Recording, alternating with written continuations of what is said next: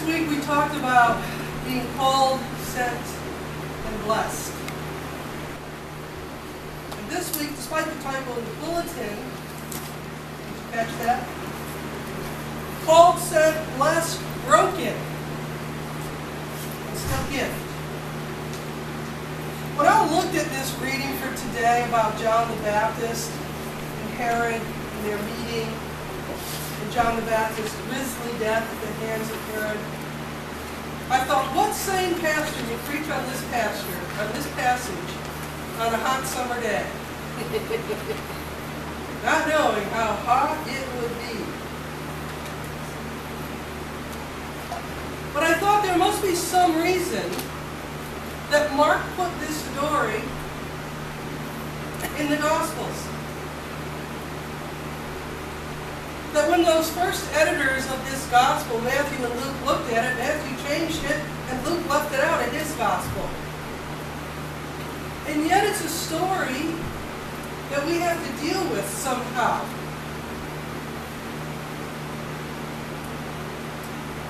I've been reading a book. It's on pastor burnout. It's called Feed the Fire. How appropriate for today, Feed the Fire, right? Well, the book says it's about pastor burnout, but it's really about how to get recharged. And that's something I think we all call ourselves to be, is recharged. And in this book, it's written by two UCC pastors, Bruce and Kate Epperly. I don't know if you follow them, they've written other stuff.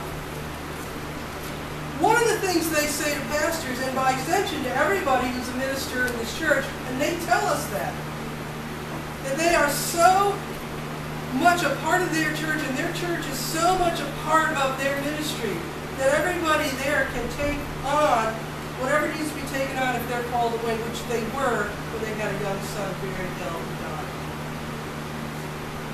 What they say to us in that book, and I think this is appropriate for what John does, let God's light shine through you. Remember, John is the one who says, not me, there is one who is greater than I that's coming. I'm only here to prepare the way. It's not thunder. It's not thunder. It's the angels up there fixing the air conditioning.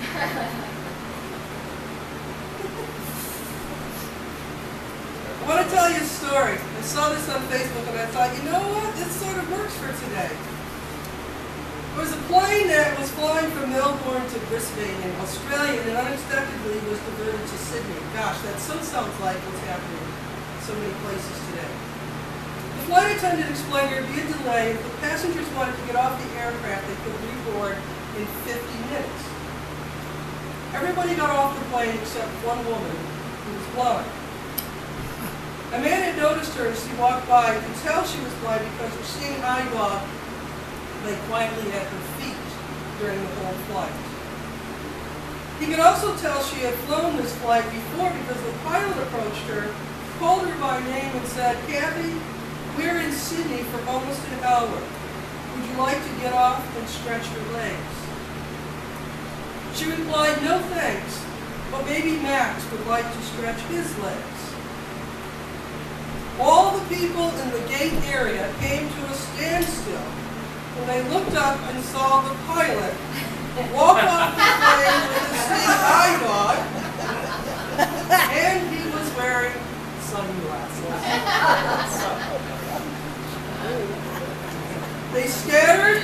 Not only did they try to change planes, they tried to change airlines. And at the end of the story, whoever wrote it said, "This is a true story." I think the point of it is that we need to have context for what we see, whether it's in this contemporary story or in the Gospel of Mark. What is the context for what happens in this story? One of the people I've come to enjoy as a Bible commentator is Reverend Janet Hunt, and she says this about John. We're talking about what is the context of John. She says, "Not that I've ever been a huge fan of John the Baptist, although it is likely I might have felt differently about him had I actually encountered him in his prime. Then perhaps his choice of attire and diet would not have seemed so strange, for or I would have been more familiar with his association with the prophet Elijah. And while I can't imagine I would ever have been completely comfortable with John's very direct and occasionally accusatory preaching style, apparently his message of the need for repentance hit home for the people who were flocking to him.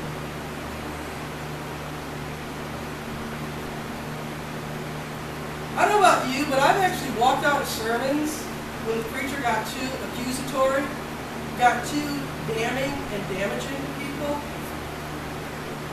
And in those days, I was young and sitting in a large church of another denomination that held thousands of people. And yet there was a piece of me that said, I can't do this. This isn't right. People shouldn't be berated when they come to church. And yet somehow, that was sometimes John's approach.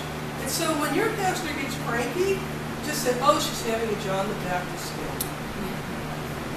How saintly, St. John the Baptist. Because I know you're probably not thinking that.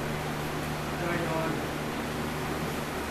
But the context is, remember, we first come to the story of John back in the first chapter of Luke's Gospel, where his father is suddenly, who had been struck dumb when the angel told him that he was about to have a child because Eli was too old and his wife was too old, is suddenly able to speak.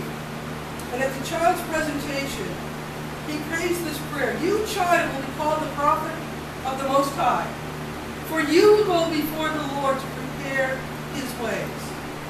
I love this prayer. It's our prayer too.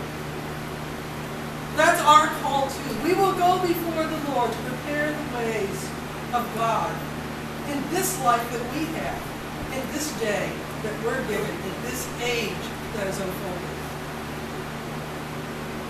To give knowledge of salvation to God's people by the forgiveness of their sins.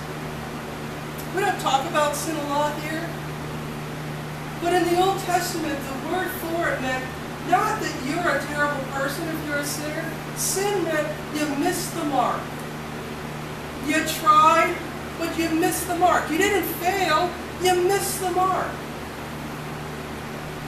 One of our UCC theologians talks about sin as separation. Separation from one another, from the God of our hearts. So if we think about that, I think what we're called to when we're called to forgiveness of sin is to forgive ourselves for stuff maybe we've missed the mark about. You know, not to live with that burden, not to keep that backpack fully packed for our entire lives and drag it around with us. Because I don't know about you all, but when I hit 62, stuff gets heavier. It gets heavier. So dump that stuff. And that's what this is about. Forgiveness of our sin. Start by forgiving ourselves for when we miss the mark. And don't stop there. Start there. But go on and forgive others when they miss the mark too. Because that's when we're being like Jesus. That's when we're preparing the way for the kingdom of God. And I have to tell you, when I was at General Synod last week, the term kingdom of God was used repeatedly by our president and general minister, Reverend Joffrey Block, as well as any number of other pastors. The kingdom of God, where are all sisters and brothers. We're family. And when we screw up, we need to reach out. By the tender mercy of our God, the dawn from on high will break upon us to give light to those who sit in darkness, to guide our feet onto the road of peace. That's where we're called. And this is where John's ministry began, with the prayer at his presentation in the temple.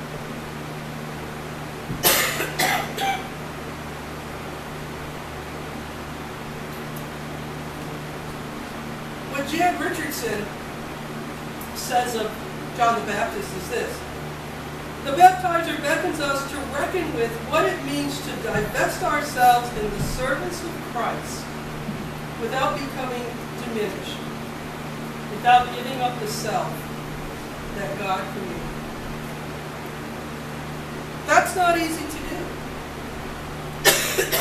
That's why we're given a lifetime to work at it. We are called to witness to the one who for us preceded us and whose presence we hope we're bringing into the world.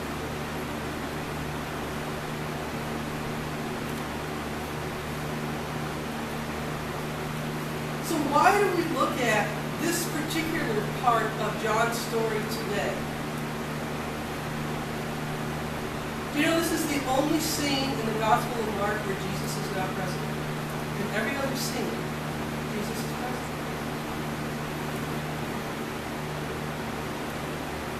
And when I thought about this, I thought, there's something here deeper. There's something we're supposed to get that doesn't just scratch the surface of this reading, but actually digs for those nuggets of truth that called Mark to include it in this gospel.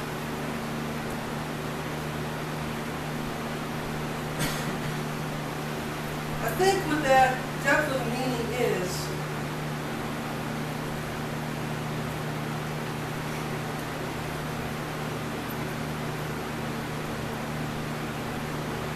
that this story does not end with John's death. It doesn't even end with the respectful burial of his body by his disciples. This story goes beyond death. We answer the call. And for each of us, it's the same, even as unique as each of us is. There's a little bit of dying to self. When you choose to do something for somebody else, rather than spend that same amount of time doing something for yourself. When you choose to spend money that you had planned for some treat for yourself, and instead you buy groceries for somebody ahead of you in line. Or even just a cold drink and a hamburger at a fast food restaurant. When somebody walks in off the street and asks the clerk, how much is it for a cup of water?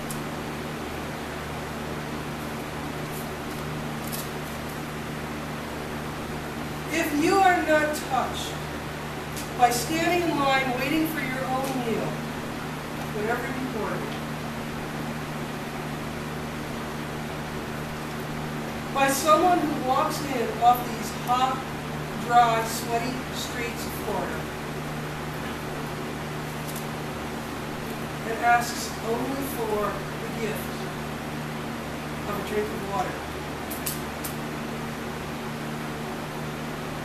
then open your heart today and see that as God's call.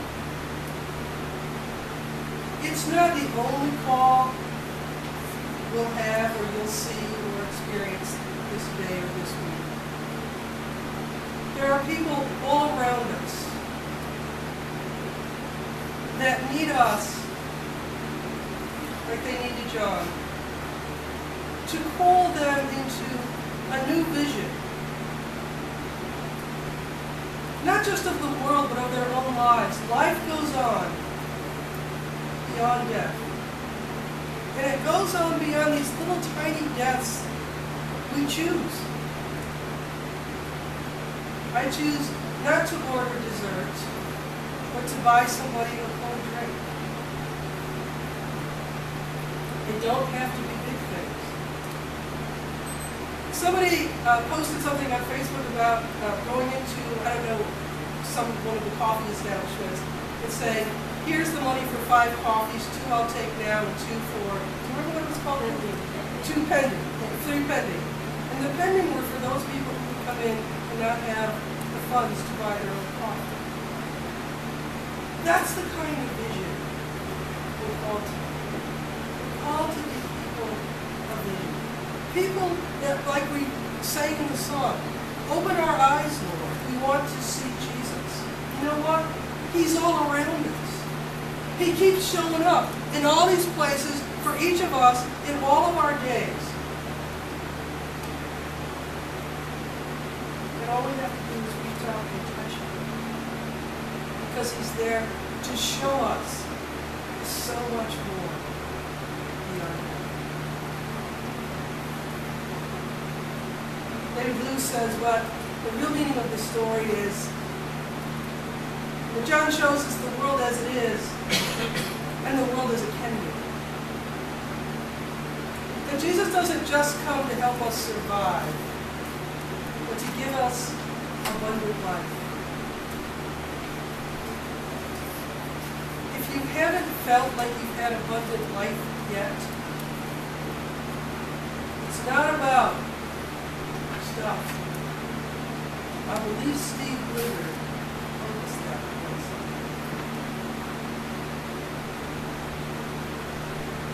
If you want abundant life, open your eyes and touch those people who every day will appear in your life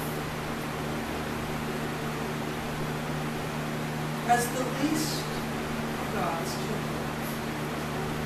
As long as you do this for the least of mine, for the poor, for the broken down, for the voiceless, you've done it for me.